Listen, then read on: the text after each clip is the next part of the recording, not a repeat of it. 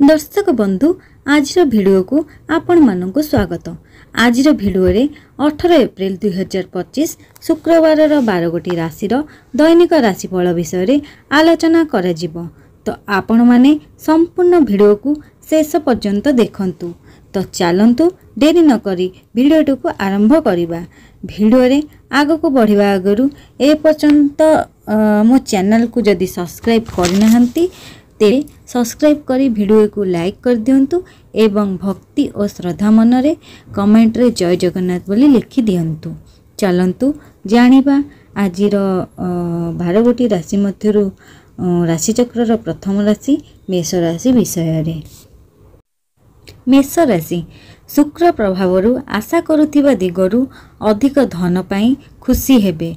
रवि उच्चस्थ हेतु ऑफिस रे पदाधिकारी सहयोगर प्रतिश्रुति देबे। नूतन योजना क्षेत्र रे उच्च आशा धरी आगेइबे किंतु फल किछि भल न होई पारे। शिल्प वाणिज्य परिवहन रे शिथिलता देखा देबारु मन भल रहिबो नाही। वृष राशि मानसिक स्थिति भल नथिले मध्य कौनसी काम अटकिब नाही। जहा करिबा पाई भाबुथिबे निर्दिष्ट समय रे किछि पूर्वरु परिस्थिति बदली जाई पारे। अधिकांश समय अन्य मनस्क हेतु कौनसी भूल काम करी अनुतप्त हेबाकू पड़ी पारे। पारिवारिक क्षेत्र रे व्यतिक्रम रहिथिले मध्य विशेष असुविधा हेबो नाही। एबे चलंतु जानिबा मिथुन राशि विषय रे। आज दिन रे जेउ काम रे हाथ देबे सफल हेबे। प्रशासनिक स्तर रे राजकीय सम्मान पाइबे किंतु कर्मक्षेत्र रे तरबरिया पदक्षेप नेले असुविधा रे पड़ी पारंती।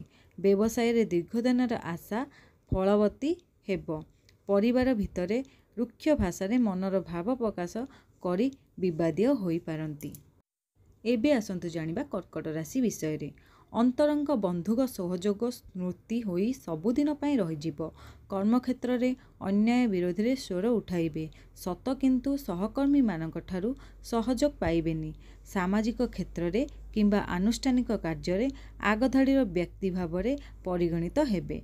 यात्रा वाणिज्य और परिवहन रे सफलता हासिल करिबे। एबे आसंतु जानिबा सिंह राशि विषय रे। कर्मक्षेत्र रे प्रतिबंधक मध्य गति करने पड़ी पारे।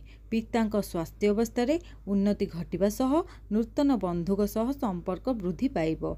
आवश्यक क्षेत्र रे प्रिय कथा कही समस्त को सुधारी नेबे। इच्छा थिले मध्य लोकाचार को भय करी कौनसी कार्य करि परिबे नाही। एबे आसंतु जानिबा कन्या राशि विषय रे। निजर विचार बुद्धि सांग को अर्थबल माध्यम रे अटकी काम को आज पूर्णांग करिवे। आज बंधु को भेटी आत्मसंतोष लाभ करिवे। एकाधी काम रे हाथ देबा ठीक हेबो नाही। अजथा लाभ बदल रे क्षति रे पड़ी पारंती। अपराह्न समय रे कर्मक्षेत्र रे एक मामूली घटना रे उच्चवाच घटी पारे। एबे आसंतु जानिबा तुला राशि विषय रे। कर्मक्षेत्र रे इच्छा नथिले मध्य केतेक काम करिबाकू पड़िबो।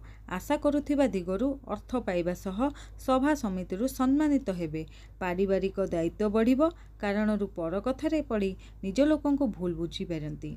पूर्व राग को मन पकाई पाख पड़ोशी माने हतादार मनोभाव पोषण करिवे। एबे आसंतु जानिबा बिछा राशि संपर्क रे। कर्मक्षेत्र रे समस्या आसिले मध्य ताहार समाधान करिबारे सफल हेबे। शिल्प व्यवसाय सांबादिकता एजेंटशिप प्रभृति रे सफल पाइबे। शुभेच्छुक द्वारा अनुप्राणित होई आध्यात्मिक भावधारा रे उद्बोधित हेबे। चेष्टा करुथिबा काम रे प्रेरणा पाई दुसाध्य कार्य साधन करिवे। एबे आसंतु जानिबा धनु राशि विषय रे। स्वास्थ्य प्रति अवहेला कले अनुताप करिबाकू पड़ी पारे। कला साहित्य सांबादिकता गवेषणा और प्रकाशना क्षेत्र रे शुभफल पाइबे। नूतन अतिथि आगमन घरे खुशीर वातावरण रहिबो।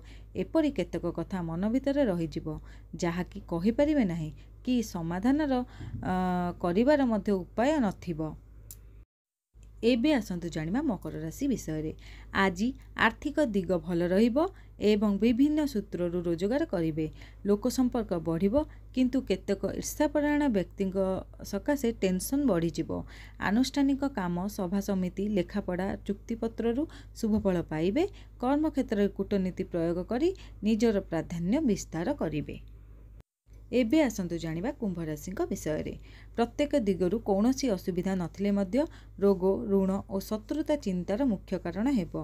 कर्मक्षेत्र में स्थगित काम को पूरा दम रे करिबा पई निष्पत्ति नहीं पारंती। सामाजिक स्तर रे बुद्धिजीवी तथा सम्माननीय व्यक्ति सहायता करिवे। सांबादिकता साहित्य क्रीड़ा रे प्रशंसा पाइबे। एबे आसंतु जानिबा मीन राशिଙ୍କ विषय समस्या मध्यरे गति करुथिले मध्य पारिवारिक स्थिति यात्रा और वाणिज्य मंद हेबनी।